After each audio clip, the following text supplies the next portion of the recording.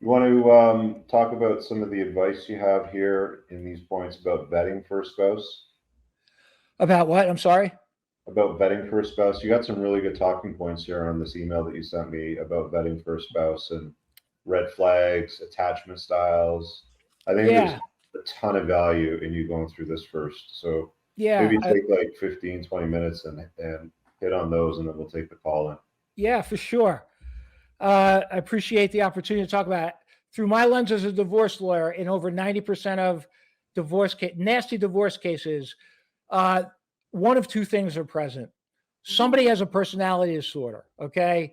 Narcissistic personality disorder, borderline personality disorder, um, histrionic, or they have an untreated mental health issue. Uh, that is one of two things. The other thing is their attachment style, right? People's attachment styles, and you should go down the rabbit hole if you've never heard of this. There's four types of attachment style. There's secure attachment style.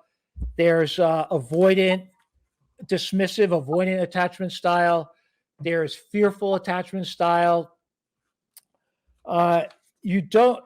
There's anxious attachment style. So unless you're secure or your partner is secure, you're going to be in a world of hurt. All these attachment styles develop from infancy to about 5 years old. And what happens is somebody has a caretaker that is not really there for them, whether they have a drug problem or alcohol problem, or they're just not present. And the child never really is able to be their own person. They're always afraid. They can't go too far away because their caretaker isn't doing a good job taking care of them, so they don't develop right. And what happens is in adulthood, they never shake this problem. So, for example, um, if you marry a dismissive, avoidant person, they're going to stonewall you. You're going to walk into a room and you're going to get a cold shoulder, and they're going to say, "I'm fine. Everything's okay. Just why do you think that something's wrong?" And they're going to pull away emotionally and physically. Don't marry them, because you are going to be in constant up and down, and through no fault of your own, you're going to be on eggshells. So if you're dating someone that pulls away a lot, or they're not all in, and you feel that you haven't done anything wrong, but they have these feelings and fears that get in the way of having a truly great connection, go down the rabbit hole. The chances are this all started in their childhood. Anxious attachment style. This person is preoccupied with problems and issues that don't really exist. They also pull away, but they come back. So it's like this push pull cycle. It will drive you nuts. And if you marry them, how can you really be happy living under the same roof? You never know what you're going to be walking into. They're anxious because their caregiver did not focus in on their needs as they were developing. There's a whole school of psychology on this. And if you don't know about it, you don't know what to look for. You just think, oh, all women are like that, or all people are like that. No, they're not. No, they're not. And it's only going to be a matter of time, if you don't vet carefully, to have a situation where you can't take it anymore. I mean, life is short. And if you are constantly having to second guess what it is you're doing wrong with the person that you're married to, you're going to drive yourself crazy. And I don't want that. I want to keep you out of my office, and I want you to go live your best life. Are these Fearful. are these are these attachment styles something that you've seen pop up over and over again in your practice? Dismissive, avoidant, anxious attachment, fearful. Yeah. I'll listen to somebody's story, and it could be a man or a woman. And when I get into the nitty gritty of what's really going on, I always ask divorce clients, is there any way this marriage can be saved? Because that would be, especially if they have kids, right? Most good divorce lawyers are going to ask that question. right? If it's just something stupid that they're fighting over, Yeah. you ask them to get counseling, especially if there are kids. Like, we're not looking to get you divorced, but yes. And once I learned about these attachment styles, the healthy ones, secure, and the unhealthy ones, um, it comes up on repeat all the time. So, sometimes people's fears outweigh their feelings, and they get in a place where they just need to detach. The problem is when they detach for all the time, like a constant, I'm okay, I have to detach. I'm okay, I have to detach. That's a problem that I see in high conflict divorces. And all of these problems started from infancy to 5 years old when they were trying to bond with their caretaker. If you look at little kids, they'll go away from their mom or dad, but they'll always look back, look back. And if the caretaker's there, they get that confidence that they can conquer the world.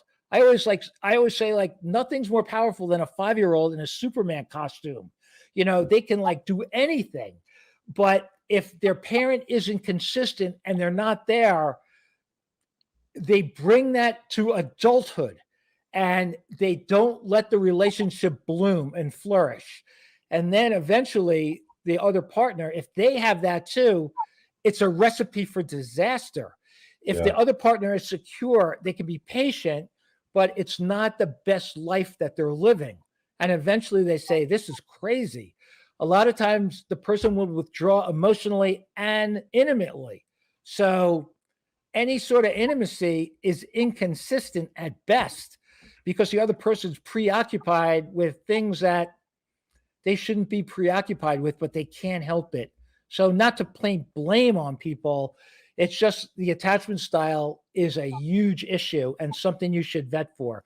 So, you're looking for narcissistic personality disorder, histrionic, someone that can't take responsibility for their own station in life. That's one, or untreated mental health issues, somebody that is very seriously depressed and will not seek treatment. There's no shame in that. I mean, there's modalities to help that.